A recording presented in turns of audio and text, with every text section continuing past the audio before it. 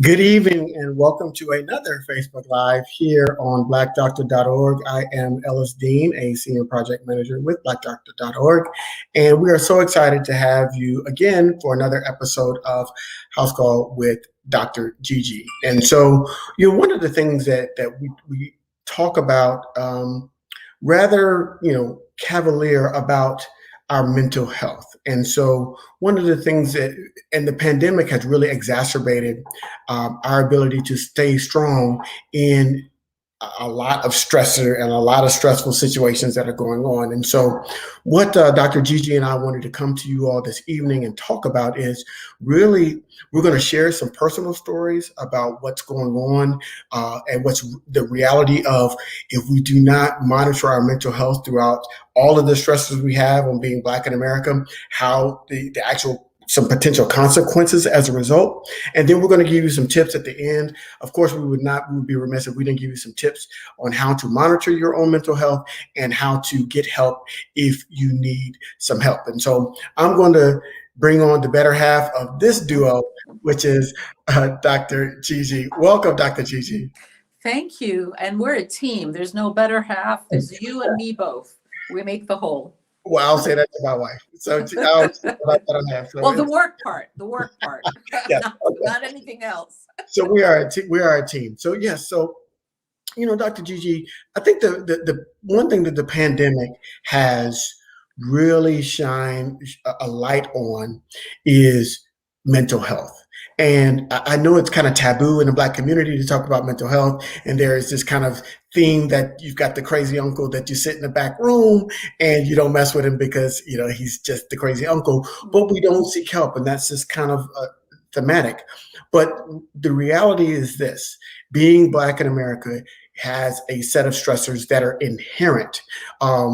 That comes from birth. And so as you start going to grade school and you start learning about the history of your people in this country, and then you see not only the past stressors, but you see present stressors as recently as George Floyd, and just the day-to-day microaggressions that we might get on the job, just being followed around the store because they think that you might be stealing, all of those stressful events. Or being ignored. Or being ignored or being overlooked. And that's something I always kind of pay attention to, when people just act like I'm not there and walk right through, or I'm engaging at the, I'm making a purchase and somebody walks up and just starts asking a question to the salesperson. And I'm like, am I not here? There was a book, Invisible Man, and that's kind of one of those things. And it was really about that experience of being Black in America. But that's the day-to-day stressors that we have. And today we're going to talk about how those day-to-day stressors can manifest themselves into something more serious, and where we can talk about suicidal ideations, depression, anxiety, and can, even if there is a family history of mental illness, it could kick off and be that stressor that kicks you into a psychotic break. And so let's start with the elephant in the room, and that's depression. Right. And so I think people have a misconception about how depression is expressed, right?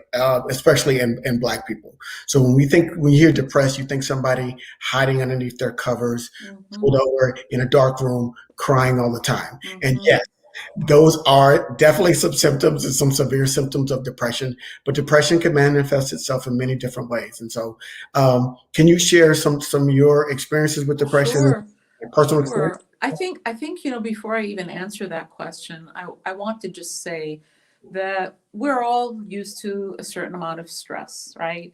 And people of African descent, particularly living in the African diaspora, as you say, it's actually in utero. It's actually embedded in the DNA. 400 years, right, or more of oppression manifests itself in our nervous system, in our physical and emotional mental health. And then you have, so that's sort of the baseline, as you said. And then you have sort of the explicit aggressions. I don't call them microaggressions, the explicit aggressions, particularly of the past 4 years of the past administration, where people are being insulted in many ways, either in policy or in action or in words. And then, of course, you've got the pandemic, and not only is it affecting people's day-to-day lives and what they're not able to do, but also people are being lost, people are dying, people are getting disabled, all kinds of things. And then, so I call it the triple pandemic, right? Trump, COVID, and then the serial murders of Black people. And of course, they're just picking the jury for George Floyd, and we're kind of all holding our breath saying, is it even going to make a difference, right? Will Right. this person, despite all the evidence, Right. get away with murder yet again?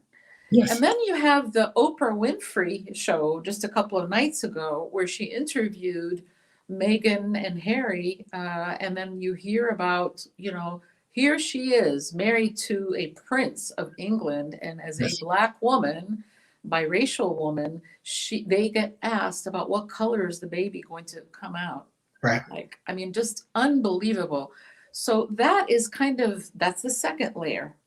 And so what I've noticed, both sort of personally within my friend circle, family circle, but within my patients, I don't know if it was because of a lot of cold, dreary weather, although it's been nice and sunny here in DC, or what, but these last couple of weeks have just been, it's like people are just kind of going over the edge or very, very close to the edge. So you've got the baseline, then you're moving into, this is not good. When can we get out of this? To, I think I'm slipping into something more serious. And I just want to kind of share this with people that it's not like you are weak when you have any of these problems, right? What Right. I say is kind of the opposite. People who are tuned in to the world and feel deeply about injustice actually may also are more likely in some ways to get depressed, because if you didn't care, you just wouldn't even look, you wouldn't even pay attention. It's like, that's their problem, I don't care. But being Black in America, you don't have that luxury, right? You Right. can't not care because it's something that you're faced with on a daily basis. So I'm going to share a story with you of a family friend, a young man, a young adult who has actually been probably chronically ill for a while. But the pandemic made him really isolated, very isolated. Didn't see anybody for almost a year and a half. Mhm. He was isolated before, and then the family was noticing some warning signs. Yeah. And they're in another state. What were the warning signs? Well, fatigue. Yeah. Fatigue. I mean, the family didn't recognize that as a sign, but fatigue. Irritability. I Yeah. find that especially in males, men can get really irritable and very aggressive when they're depressed. Because men and women were socialized very differently. Women, we tend to cry, which gets on men's nerves. I don't know why they take it so personally, but men can be very aggressive. And it's hard to be around somebody who's aggressive because you don't see that they're actually in pain, Right. that they actually can be very depressed. Right. But that's just, it's like we're talking different languages. That is more of the language of men. And so this young man, kept thinking that there was something physically wrong with him. Was sleeping too much, was looking at, like, does he have a sleep issue, like, sleep apnea or narcolepsy, had all kinds of blood tests done to rule out thyroid and, vitamin B12 deficiency and all that, which are important to do, but kept going from doctor to doctor to doctor. And actually all the doctors were saying the same thing, he's depressed. And the family was in a panic because it's like, what are they going to do? He's an adult. We knew that there are some firearms involved. What can you do? And so ultimately, they reached out to, several excellent sources, which I'm going to mention right off the bat. Right. The National Alliance of Mental Illness, an excellent organization, national organization. And I'm I'm on the tribal council for Taraji Henson's foundation, named for her father, Boris Henson Foundation. Now, we all know Taraji and love her. She's been very open about her own struggles with mental health. Yep. And her dad also struggled with those issues. So what she did is she established this foundation where people can get free mental health care. It's Wow. meant for the African American community. It's meant to educate, but it's also to provide service. So those are two things right off the bat. Right. There are lots of, hotlines, suicide hotlines, domestic violence hotlines, because when you're looking at mental illness, they feed into other problems, right? Right. They can feed into child abuse, into alcoholism, into domestic violence, right? Into Right. sexual abuse. All of that is kind of tied in together. But the symptoms, to your original question, you can either sleep too much or too little. You can either eat too much or too little. It just kind of depends. Like for me, when I get depressed, and I've been depressed in the past where I have to take medication. I'll just be fully transparent. And I want to just let everybody in the audience know, like Right. a lot of doctors take antidepressants. Okay. A lot. I know because I take care of a lot of them. But this idea that you're weak if you take medication or you're weak if you have this problem is it's just not true. Right. But at any rate, for me, when I get depressed, I eat and I sleep. Some people, they don't eat, they don't sleep. So Right. that's one. We talked about feeling very tired, not motivated, just don't want to get Mhm. up out of bed, don't want to be bothered, feeling very irritable, and then difficulty focusing or concentrating. Right. Like something that used to take you 3 minutes is now taking you an hour. And it's like you can't get it together. It's like you got all these things that and the other thing is just feeling incredibly overwhelmed, like you're not making any headway.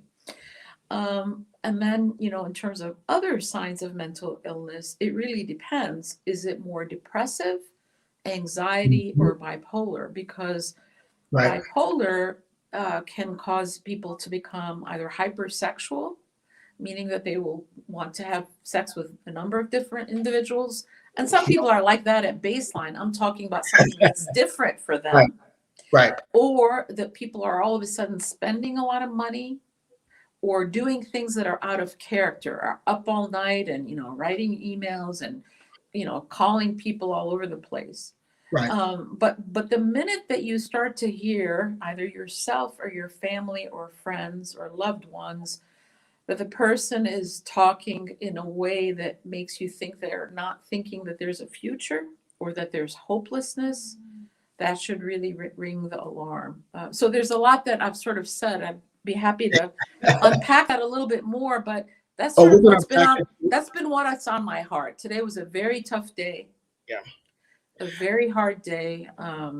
Because this young man finally got some help, and it was very hard. It was hard for me, but harder for the family.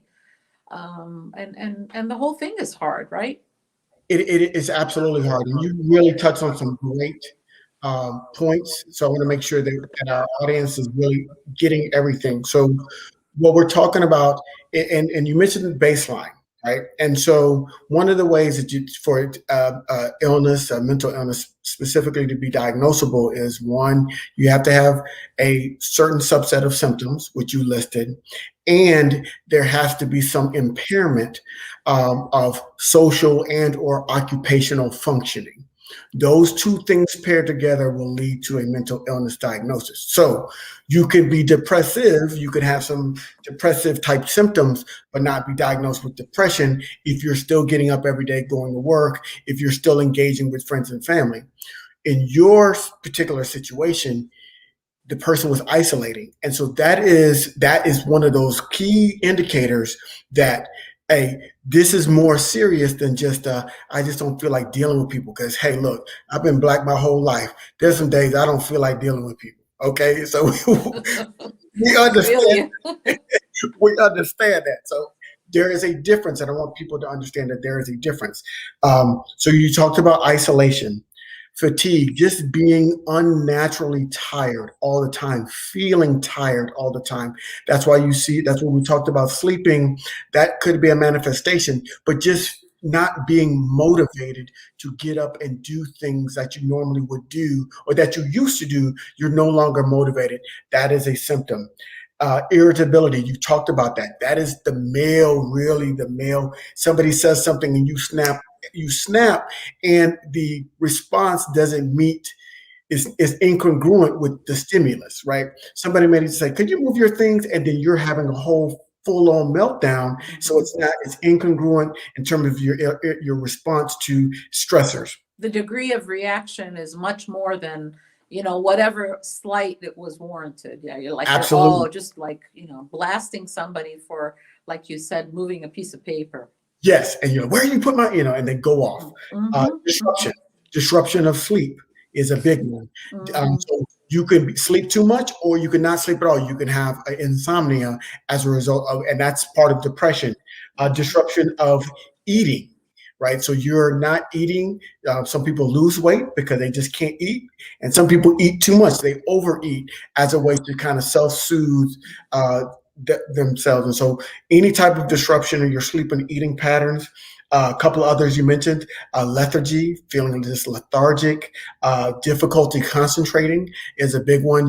You walk into a room and not just the aging difficulty concentrating, where like I've done it, where I've gone downstairs and go, well, what did I come down here for? That's not a sign of depression. That's age, right? That's just me. Well, no, I'm going to correct you there, because I want to say, yes, it's age, because guess what? The cabinet in our brain is so full, it just takes a little minute to go through everything, but it'll float back in.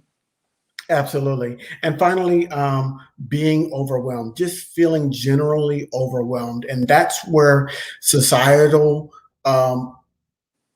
pressures can come into play, right? So I feel that anxiety when I would engage on social media about societal issues, especially racial societal issues. And I'll go back and forth, and I could feel my heart pounding. I would feel my blood pressure go up. I would feel everything around. I'm like, why? I'm getting too stressed out about engaging about this. Well, I've got to have two things. I got to find a way to lower that stress anxiety, which could just be don't engage, right? This is triggered by engagement on social media. Well, then I got to stop engaging with folks on social media to keep my stress levels down, because I could feel it every single time. So just really understanding your body. We did a town hall with young people. And, I would say teenagers to young adults, and they actually talked about social media making them more aggressive. And just like you say, I think, there are some advantages to how we interact through social media, but there's also, anything goes and everything goes. So it's not like a regular conversation with people that you're more likely to lash out, because it's kind of like no consequences. So a lot of people, and if you're also younger, you might not be able to say, oh, they're full of, let me just walk away or just ignore it. It becomes very personal. So I think social media, it can be toxic. Yes. And so you have to, just like anything, right? You have to really measure how much of that is part of your diet. And I would say also news. I was talking to a patient actually today. I said, wow, before the election, man, I was on the, watching and following everything with what's going to happen. I said, now I can't. It's been a couple, 3 days since I've read the news or watched anything.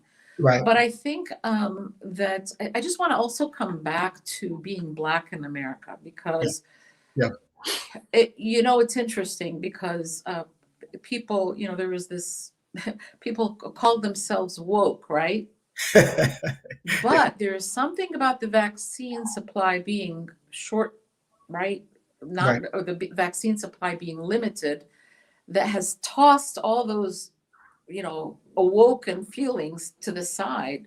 So, for example, here in Washington, D.C., we've got it's a liberal city. I think that we give the highest percentage to the Democrats, right? And yet, when the vaccine was limited and you saw all these white folks going into the Black neighborhoods that they had never set foot in, and all of a sudden, it's like, well, it's my privilege. They became very aggressive. To actually have security guards in, the different places where they're giving the vaccine. So, it's like, wow, even in that, you're going to take away the vaccines that are allocated for us. You're going to come in. So it's like, it sometimes feels like there's not even a safe space. And then what I'm hearing from my patients is that work has really gotten bad.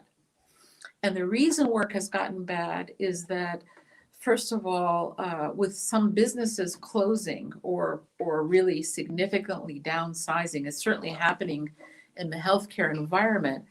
You basically they reduce the workforce, right? But you're expected to do the same, if not more, to make up for the fact that there's lost business.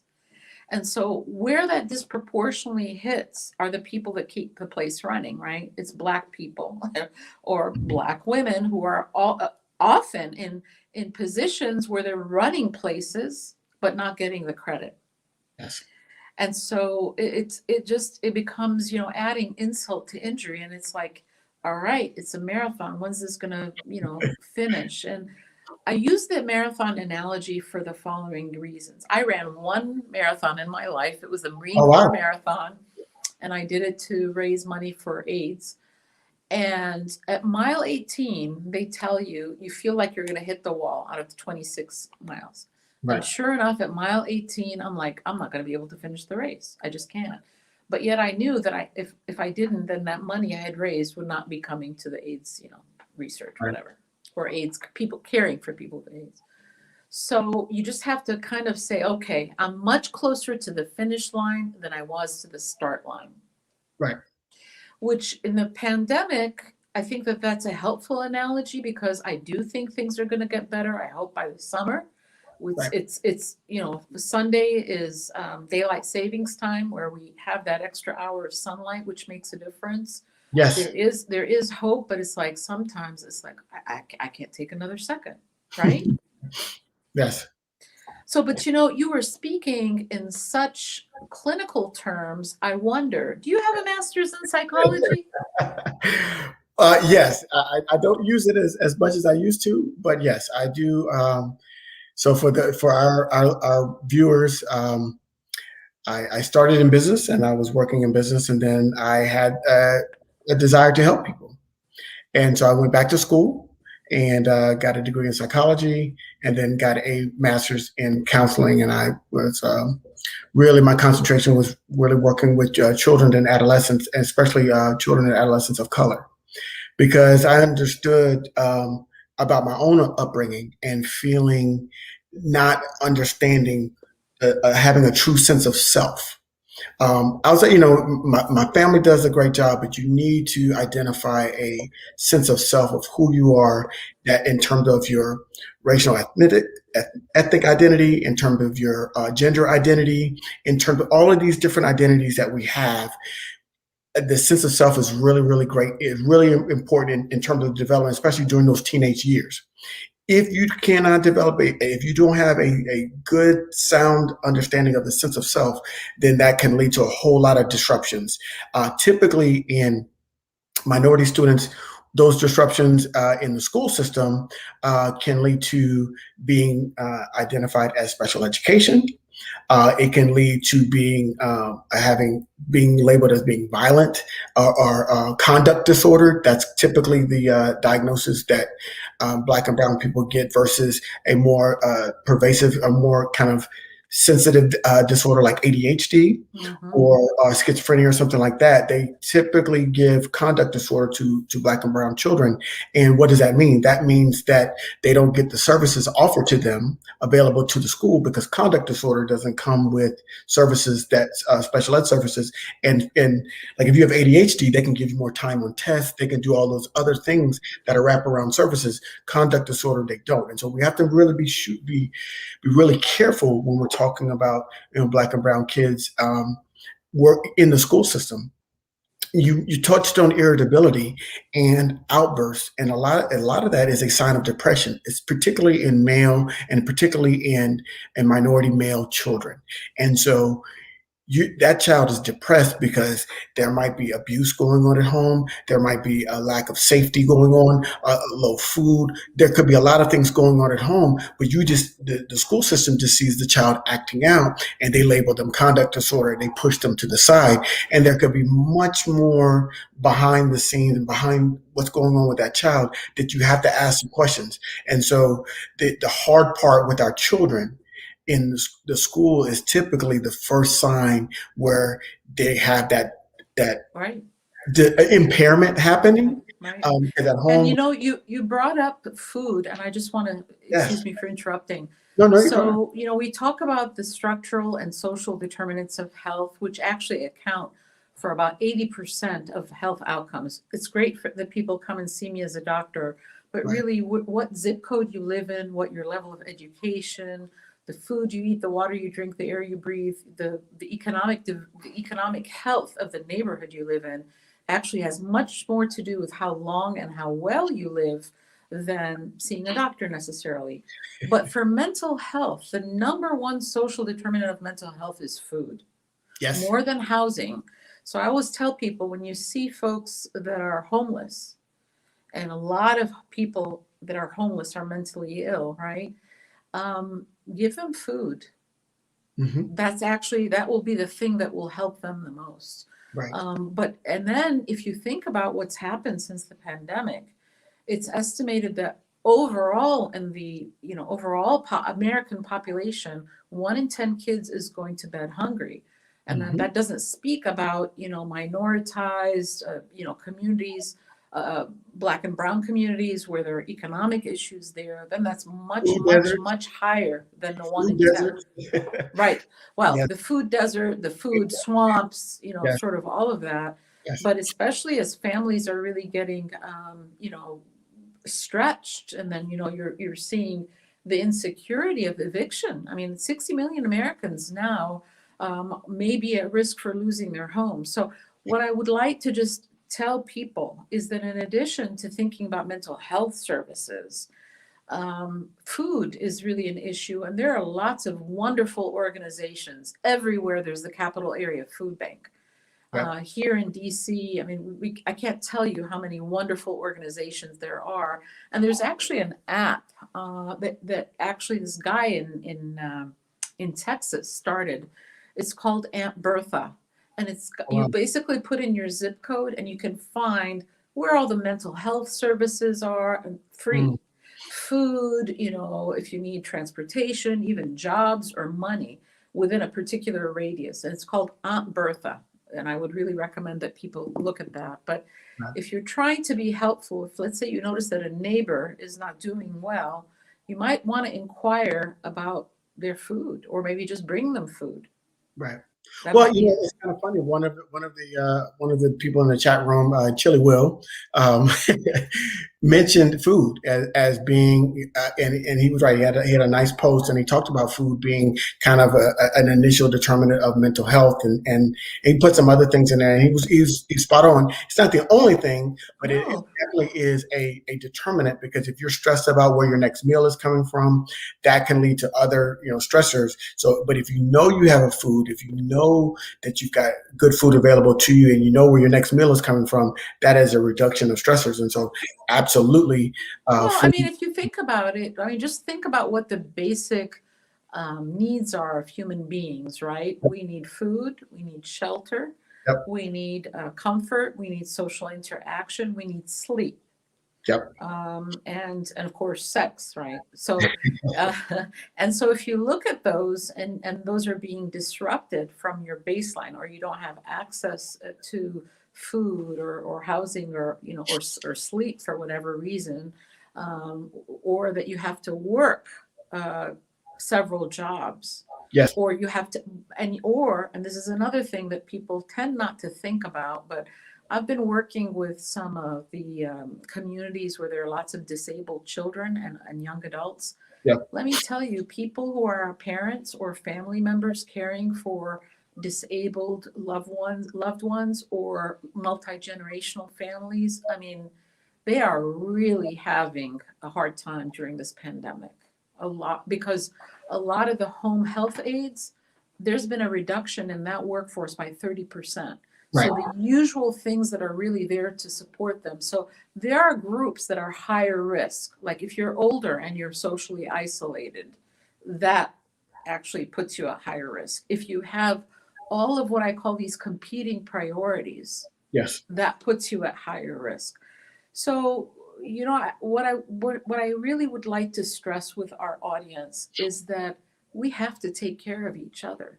Hmm. And taking care of each other doesn't have to be a dramatic kind of gesture. I'm going to give you an example that I use when I'm teaching about domestic violence.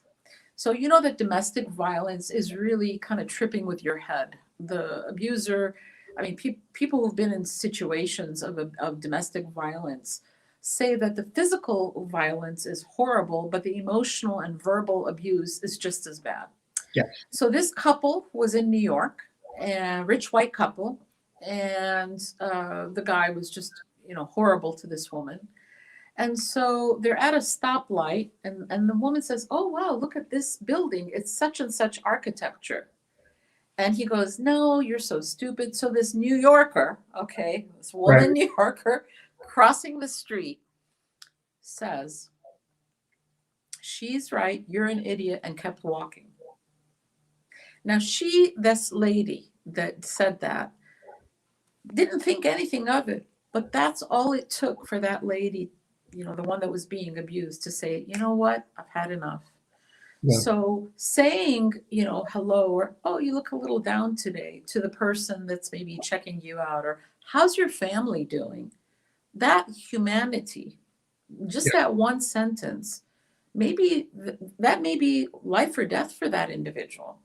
Right. We have to look at each other, not just with the people that we know, but people we don't know, and to make sure that they're taken care of too, as best as we can. And guess what?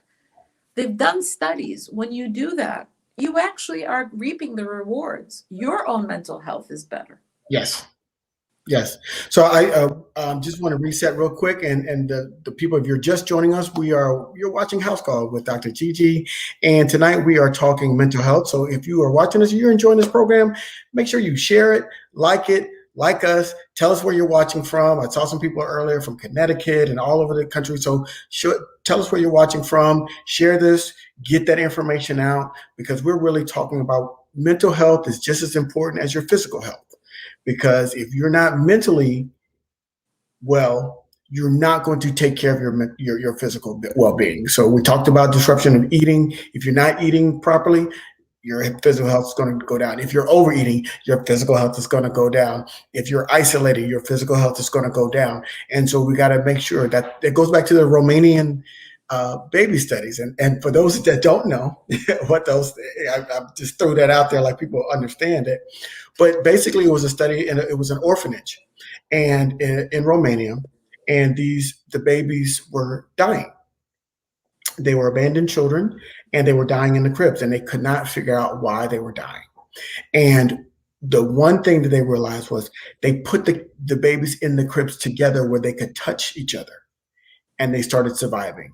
And just having the ability to touch and know that somebody else is there is enough to keep people alive. And so what you're talking about, Dr. Gigi, is just that one moment that lady walking by on the walkway said she recognized that woman and saw her. And then that spark that says, I need to see myself. And Well, not through his eyes, not through his eyes, but through my own. She saw herself through somebody else's eyes. And she that's said, right. I'm better than this. And she got herself out of that situation. Well, I mean, we were talking about this before we went on air. One of the things that is really my pet peeve, which I actually take really personally, is when I say hello and people don't answer. Yeah. Because on a cultural standpoint, I mean, I'm not from South Africa, but in South Africa, the word for hello is "I see you." Okay. But I think, those of us of African descent, that is tantamount to shunning if you're not acknowledged, right? Yes. And so social connection, seeing people, is extremely important. I just wanted to shift a little bit because I think a lot of times, people, when they're in pain, self-soothe. We talked about eating, Yes. but we didn't talk about alcohol or drugs. And sometimes what happens is that, especially doctors or even family members, instead of looking at what is making the person eat, they say, well, you need to lose weight. Well, that's Yes. actually not, okay, that may be true, but that's not the root cause. Or you need to stop drinking. Well, that's true, but that's not really, what are you self-soothing? Right. And so, what I would like to say about that is, I believe in therapy, but a good therapist, not just any therapist, a Right. good therapist. I believe in therapy, but I also believe in medication if needed. I Mhm. know that a lot of people, shy away from it. I don't want to become dependent on it. Those are the things that people say, but really it can be life-saving. And what I tell people is especially with something like depression or anxiety, Yep. it's like you're in a deep well and you keep trying to climb out and it's a slippery surface. There's no way to, get there. What Right. medication does is it doesn't make you feel like everything is fine. It just gives you a step ladder so that you can pull yourself out. Right. And you don't have to commit to being on medications for the rest of your life. I mean, some people do and they find that helpful, but I would say just give it 3 months or 6 months. Obviously you have to talk to your doctor, your nurse, your clinician to get advice. This is general advice that we're giving. Right. But I think that there's a lot of stigma. Oh, it means that I'm weak if I take medicine for depression or anxiety. But I'm happy to say though, between Oprah Winfrey, between people like Taraji Henson and other people who've been very open about their mental health struggles, slowly but surely we're seeing things change. I saw, was it a basketball player the other day who was talking about, depression? I can't Right. remember. It was, I think maybe it was an NBA commercial actually. Yeah. So I think you're absolutely right about medication. It gives you energy, right? So if you're so depressed where those symptoms we talked about, fatigued and lethargic and feeling overwhelmed and and the wanting to kill yourself or wanting die. to be yourself, it gives you the energy. I would also give that one caveat, particularly when we're talking about medicating antidepressants in children, Mm. is there is some studies that show that uh, suicide attempts go up after medication is started because Right, you might have an ideation, but you're so depressed that you can't even do that. right. You get the medication and you get that energy, and then so once especially with an adolescent, if you start them on medication, please monitor their behaviors and activities because that might just give them the energy they need to complete the suicide. So, but that is the one precaution with regards to medications are safe and they're very, very effective in terms of getting people on the path to recovery. Um, and then again, and you're absolutely right, depression, anxiety, things like that, you can be on medication for a short amount of time, get back, and then find some non-medicative ways in order Hmm. to help deal with Well, with and it's not an either or, it's right, this and that. It's just right. knowing the menu of possibilities. But since you're talking about children, I just wanted to mention, I think it's New Zealand, correct me if I'm wrong, but they were looking at kids in that school system and the Mhm. disruptive behaviors. Well, guess what? They decided to increase their recess from 1 time a day to 3 times a day. The behavior improved immediately. Yes. So a lot of times, and again, to your point, especially in Black and brown children, Yes. you're getting labels for things that might just be kids. My Yes. great grandfather used to say when he would see a child that was like very energetic, their soul is too big for their body, that they had to grow into their soul had to grow into their body. I mean, Right. that's normal. And yet when it's a white kid, oh, they're just, energetic or whatever. It's a Rambunctious. black kid, they're being disruptive, right? Right. And it's really just about perceptions. You're absolutely right, and that's one of the things that Chili Will was talking about in terms of your food. So we talked about food, and now we're talking about exercise, right? And we all know that exercise releases endorphins in the brain and into the body, and that makes you feel good. That's why even though exercise is hard when you're doing it, you feel good after you exercise because those endorphins are released into the brain and they make you feel good. And so if you're feeling depressed, if you're feeling some stressors, just taking a walk every day, riding a bicycle, doing some sort of engaging in some sort of physical activity could really help offset some of those anxious and depressive feelings that you might be having, just doing that on a daily basis. Plus you're getting the physical, benefits from exercising on a daily basis, but that mental health, the dopamine, I believe that's what gets released into the That's brain. right. dopamine released into Yeah. the brain, and that feels good. And so that's really what drugs do. Drugs just are an enhancer. They stimulate the dopamine in your brain, and that's how you feel good from drugs. This is a natural way. It's a safer way. It's a legal way to get that dopamine release into your Mm-hmm. brain to help offset some stressful conditions. Mm-hmm. Mm-hmm. And then remember that actually looking at a body of water, even if it's a picture, helps to calm you down. Mm-hmm. Same with nature. So, for example, when I work from home, like tomorrow I've got Zoom clinic, I will actually turn my desk so that it's facing so I can at least see some green. Yes. So there are some things every day that we can do just in our environment that can be helpful. I think the thing about whether it's depression or anxiety or any even chronic mental illnesses, if there's a family history of schizophrenia or bipolar disease, that those non-medication things make a difference. Yes. So really looking at the quality of your sleep, and I'm noticing, I do this too, so I'm gonna say that I'm guilty sometimes. It's like you can't fall asleep and you just want something to be on in the background in TV. Yeah. That doesn't actually help with the sleep. That actually affects your sleep. Yeah. So what I have, now there are all these apps, there's like a Calm app that you can just Yes. put some, or you can read like a Audible or a book, an audio book, and you can time it so that it can go on for half an hour and then you can fall asleep. But the food that we eat, we know we feel better when we eat certain foods. We don't feel good when we eat some foods. Right. Right. The alcohol, sometimes people drink to get themselves to sleep, but actually alcohol is a depressant. Yes. And it interferes with the quality of your sleep. Yes. Now, when it comes to things like weed, I always tell people, as long as you're above 25, I don't have a problem with it. I'm not endorsing anything, but when you're 25 or less, people who have a tendency towards mental health issues, schizophrenia and bipolar in particular, because they have a family history or whatever, unfortunately, sometimes marijuana in the young brain can unmask mental illness. So I have no problem if you're 25 and above, because your brain by that time it's not fully developed, because we're always developing, but at least from the susceptibility of some of these illnesses related to the marijuana. Right. Some people use that because they find that, they prefer that. That's fine. Yeah. But I think, the social engagement is very important, and also your perspective. So one of my colleagues turned me on to this app.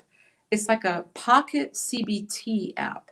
So CBT stands for cognitive behavioral therapy. Yes. When you keep thinking very negatively all the time, well, it turns out that you can actually teach yourself to create different roads in your brain. And what I call it is, like, when we're stuck in that bad kind of thinking, we keep going to the place where we're not supposed to. And really, we need to figure out some new. So there's all kinds of stuff now that you can do in terms of apps, but it's also, they've done studies and they show that if you have a gratitude journal, 3 things that you're thankful for, you can either do it in the morning or at night.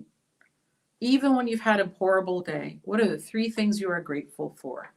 That actually helps with mood. You've got, what you're describing is absolutely right in terms of just changing your perspective. And one of those things is if you have a routine, right? You have a way that you go to work, you have a thing that you do, and we all have routines in our lives. It keeps us organized and keeps our brain from going crazy because we're getting all this information. So we create routines in order to, slow down some of the information that gets fed to us. If you change your routine, that can affect your mood in a positive way. So if you're caught in a rut, those routines can lead to ruts. A way to kind of give your mood a good boost is change that routine. That's right. I have a different way to work. Do something different for dinner. You've got to get off those crutches, right? Alcohol is a crutch in terms of helping you sleep. I'm bad for leaving the TV on when I go to sleep because my mind will not settle down. I'm always thinking about what I got to do next and what's going on and what I got to do tomorrow. So I turn on the TV to focus on that, to get my mind to to Quiet block down. out, quiet my mind. I've got to be able to do that on my own and not let the TV do it. I've got to be able to do that on my own and not let alcohol do it. And Well, but you know what? depending Music can do it. on music. Reading an audiobook or something that's timed, even the TV, if it's timed, Yes, I for half an hour. I'm on for like 30 minutes, an hour, just enough to kind of get my mind going, and then I'll fall asleep and it'll turn off by itself. Yeah. We do have to get better. But I thought of a patient that I saw today. She's a lady in her 80s, and her 40-something-year-old daughter had died. It was a 1-year anniversary. Yeah. And so, you see people who are, and I would say, if nothing else, Black people are the most resilient people in the world. Yes. Specifically, people of the African diaspora are the most resilient, right? I got to digress for a second. Can I tell you, it involves a psychology student. Sure. So I think it was maybe 15 years ago, this psychology student, he was a Jewish kid, decided that for his master's degree, he would be Black for a year. Oh, yeah. So he lived in Baltimore. He was staying with his brother. So he got his hair, he got some urban, wear, whatever, started to kind of walk a certain way. He lasted for 48 hours.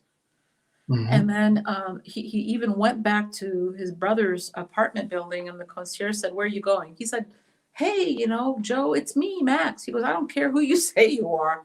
Get out of here." And what he concluded after he was, on the floor, and by the way, he had to be hospitalized in a psych ward, 2 days of being Black. Right. And what he concluded was that, wow, Black people are so forgiving to be treated in terms of suspicion when you're going into a store, all the things, that we've talked about. And you just are like, you're living, you're still interacting, all that is amazing. And yep. So, why did I tell you that story? See, this is a senior moment. Well, I had a very similar experience. I had the experience the other day, and I put it on a Facebook post, and I got all these responses, and it was something very innocuous. Went to a restaurant with my son, was getting poor service, right? Not terrible, but just poor service. And I had this dilemma. I said, well, maybe I'll tip less, but we've got a stereotype, right? As Black people, that we don't tip very well. So now I'm being faced with this dilemma. Right. If I don't tip, will she attribute it to her poor service, or will she attribute it to me being Black? Mm-hmm. And so now, do I tip normally because do I over tip because I want to try to correct whatever unconscious bias she may have? So this is the dilemma that we have to deal with every single day. Everything that we do with Black people in America. Yes. You're doing that risk assessment. It's exhausting. Yes. If it was a white man, he'd be like, "I'm not leaving her a tip," or "Come on, let me talk to your manager." Yes. The service. Oh, sure, we'll comp you. The meal is on us, right? Yes. But yes, you have to think. Right. But you brought something else up that I just want to speak to, because I have to say that I face this. And that is, when we are other in the United States, we present different parts of ourselves to different groups. Yes. Which can actually lead to mental illness, because if you're so compartmentalized, right, and you're not bringing your full self, and part of it is age. When you're young, you want to please different groups. Right. But I think there's a double, if not triple burden when you're of color. And that can actually lead to mental illness. It can lead to a contradiction. Yes. Of showing one person, one self this way and another self that way. And I'll tell you that within medicine, we have something called the imposter syndrome, which probably a lot of other people have, or at least in other professions. But let me tell you, when you're of color and they look at you like you shouldn't be there in the first place, and the risk assessment that you have to do in terms of speaking up or not speaking up, what to wear, you can't come wearing whatever. No, you got to be dressed because you don't want to be. So it's a lot. It's a lot that you have to think about, and just think about how much of our mental capabilities are being dedicated to just that. Not doing a job, not thinking about my patients, not thinking about I've got to think about just walking out of my house, right, every day, and how I'm presenting to the world, and how is the world going to perceive me, and can I be non-threatening in as a Black man, and then as a man especially. And so it's like all of those stressors. So we've been given resources tonight. I would say look up Dr. William Cross. It's called Nigrescence theory, and it talks about the development of the self. In Can you repeat that? It's Dr. William Cross, and Uh-huh. it's Nigrescence theory, and we basically talks about different stages of our blackness and how we. So there's a pre-encounter stage, there's encounter, there's immersion, there's immersion, and then and basically the final stage is really understanding how understanding and accepting your blackness and being able to be authentically yourself, right? And so that's what you were kind of speaking to, being able to bring your authentic self to everything that you do, because code switching is real. Yes, it is. And for those that don't know, code switching is when we change our speech patterns for who we're talking to and for the situation, and sometimes that's protective, right? It gives us the ability to lower that anxiety. So we do have to learn how to code switch, and that's a good thing. But sometimes it can be stressful because you do know that, hey, if I make a slip, if I say some slang, how are they going to perceive me? How are they going to see me? All of those different things that come into play. And so we've got to find a way to be our authentic self while still, matching some of the societal expectations, not norms, but just societal expectations. And the way we navigate that, the better we are able to navigate that, the better our mental health will be overall. I just want to add a couple more resources. Yes. So talk to the older folks in the family, because older people have a perspective, they've seen a lot, and they can really give you that wisdom. And Yes. ask, and that's another way of connecting also, especially since people are isolated. And you can have those really nice, meaningful discussions. Sort of, Absolutely. how did you cope? What was it like? How did you get through this? Yes. I would also say that there is an excellent 2-volume book called The Psychology of Black Boys. Okay. And it was written by these 2 psychologists. And it talks about, how Black boys are usually, instead of being 9 years old, they're looked at by white society as being 13. Everything is more threatening to them, even though they're babies, right? Yes. And that's why I like to call boys boys. Tamir Rice, for example. Right? Yeah. So, and then we talked about the National Alliance for Mental Illness as an excellent source. Yes. We also talked about the Capital Area Food Bank, because food is really important. We talked about Aunt Bertha, which is an app where people can go and get all kinds of free services by just putting their zip code. Also, they can call 311, which is in every single city, which basically has access to all kinds of, again, different services. Yes. So 311, not 411 or 911, 311. 311. Don't call 911. Might be a problem. And I hate to say that way, because you've seen too many people with mental illness get arrested and accosted. Oh, well, hey, well, look at the person that I was talking about, family friend, is Black. Yes. And so the concern was, if he interacted with the police, the criminal justice system, we would know what would happen. I mean, we've seen it over and over again. Yes. And that's why his family was so panicked to get him care, so that nothing would happen that would lead to that interaction.